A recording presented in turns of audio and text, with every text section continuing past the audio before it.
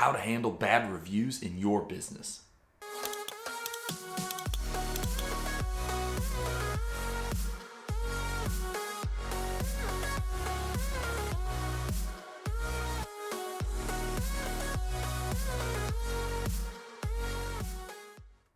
All right, guys, before we get into it, you know the drill. Hit that like button, hit subscribe, and hit the bell to get notifications of new videos as soon as they drop.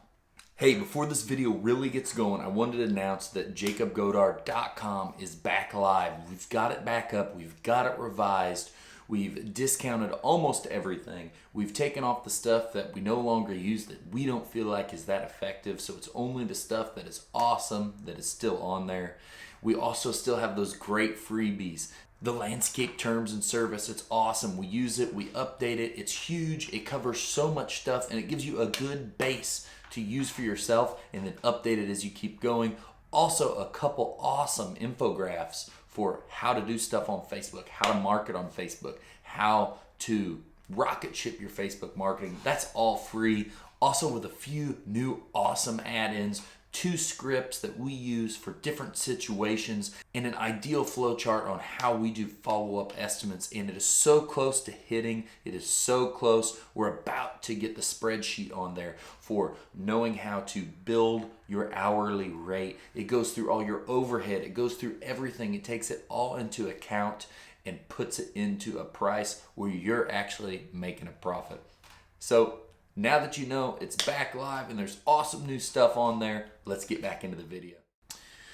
So let's get right into it today. This is an awesome topic. I see so many people doing this wrong, and that is how to handle bad reviews when you get them in your business. You know, it's a fact of just being in business that you're not going to make everybody happy. Not everyone's your ideal client. Not all of your guys and people will always say the right thing to every person because not everyone expects the same thing. A perfect example is we had our payroll audit last week, and the auditor was there. She was really friendly, and she was telling us about another business she was at where she used the phrase, and it could be a Midwestern phrase, so I don't know where you guys are at or if you say it, but you guys, to a woman, and she got offended. And it's just a simple saying that so many people say. And she was just asking, how do you guys do this in your business? And she said this multiple times, and it aggravated this woman. She got to the point of, don't call me that again. And, you know, I'm not a guy. I'm a woman, blah, blah, blah, blah. And so I'm just making a small point there that not everyone takes information, takes things, sees a job, and takes it the same way. You know, it is really hard to please everyone. So getting into this, you got to know it's going to happen. You can't be perfect. You can't make everybody happy. And if you are, you're doing it wrong anyway. So the steps of this, how to handle bad reviews in business that are really, really important to us are: first, don't panic. Number 1, do not panic when you get a bad review. I know it's painful. I've seen them. Luckily, we have a ton of good reviews. It's something we really, really push. And we don't have much bad stuff. But we do get the bad comment on Facebook, the bad review from time to time. And the first thing you got to know is don't panic. Don't freak out. You know, honestly, as long as you're not just piling up bad reviews, a bad review can do all kinds of interesting things. One bad review can make your 500 good reviews look even better. You know, in a token like the saying, all publicity is good publicity, in a way, more traction to your page can be good publicity, even if there's some bad stuff. We've had a bad review before that we kind of republished in a response what we were going to do about it to make it better, and it gained a bunch of traction and it gained a bunch of support. So in a way, it spiraled up our business and got a bunch of people on board that had that bad review on Facebook. Probably had 30 comments of people in our community kind of being on board with what we're saying and being on board with what we're going to try to do. So the first thing is, do not panic. The second thing is, publish it. You know, if this is a comment, if it's some kind of bad just comment on Facebook that you could just easily get rid of, or something somewhere where you could just delete it and get rid of it, don't delete bad reviews. publish them. Like I said, any of that can potentially be good. It makes all of the really good reviews look even better because this is just one bad review. Everyone knows that not everyone's perfect. So a bad review, as long as you don't have all bad reviews, is really, really not that bad. And it shows you're human. People want to see that companies are human and they're not just this only good reviews. They've faked everything. They've got rid of all of their bad reviews or whatever the case is, or these companies that don't even turn review on Google Business, like, so they can't even get bad reviews. It just looks so questionable.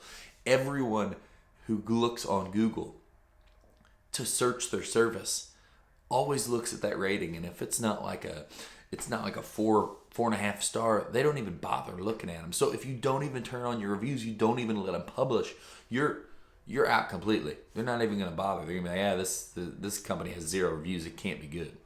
So second thing is publish those reviews. Make sure they go public. Make sure people see them. And you want to make sure you're collecting a lot of reviews. The third most important thing is respond to that review correctly. I can't say this enough. Respond to that review correctly. I see so many people on lawn care forums, on comments, on Facebook, on this and that, talking about like how mad they get about a bad review and how they responded and how aggravated they got. And I'm blown away. You can't get just mad at people for leaving you a bad review. You did something that caused a bad review. Whether it was justified or unjustified, you have to respond like a professional business. So just like I said, responding is super important, but responding professionally is even more important. So if you get a bad review, you respond to it, and you respond to it in the means of, this is how you're going to help, this is how you're going to make it better. Anything you can do, even if the situation's crazy. We've had bad situations, and you continue to kill them with kindness. You kill them with kindness. Just like the review that we had that was off the wall that we published. We killed them with kindness, and everybody in our town got on board and saw that we were doing the right thing. That we would have gone above and beyond to make sure whatever the case is, it's fixed and it's better. So make sure you publish them and make sure you publicly respond. There's nothing worse than a bad review that you panicked about, so you just didn't respond to because you just didn't want to talk to them, or you're afraid to say anything because you didn't want to make it any worse. You want to be human, you want to be real, you want to respond, but you don't want to respond incorrectly. I can't stress it enough. If you watch this video, if you get anything from this video, leave respond in the comments below, because it's your response to a bad review that will make it better, that will answer people's questions. If you don't respond to that review, that doesn't answer why that bad review is there when someone goes and looks at your review. I see companies saying, look through all of my records and I've never seen this name. You must not have been a customer or whatever. And like, people leave fake reviews. Angry employees leave fake reviews. All of this and all of that. It doesn't do anybody any good to just say that. I would respond, maybe say that I don't know, couldn't find you in our customer list. Please give us your information. I'd like to reach out and make anything better. This situation is 100% guaranteed to get resolved. Anything we can do, we stand behind our work to make sure it is top notch. That's the way to handle it. That's the way to get on board. That's the way for when new people see that review, they can see you didn't just try to say nothing, didn't try to just say, that wasn't me, that's somebody giving me a false review. You tried to do your best to get information from that person to make it better. And then they know when you do a service for them, you'll do the same. And the last one is 4. Learn from your reviews. Learn from this stuff. Anything that goes on in your business, you gotta learn from. Everything you get, everything that comes in, everything that happens, you have to learn from it and adjust. Learn from it and adjust. And you need to do it as quickly as possible. And a bad review is a great place to learn from and change things. So you see the bad review, you take into account what has happened. You Figure out, is this something that like is totally unavoidable? It's just what happens in our business. It's not even a bad thing. It's just this person didn't like it.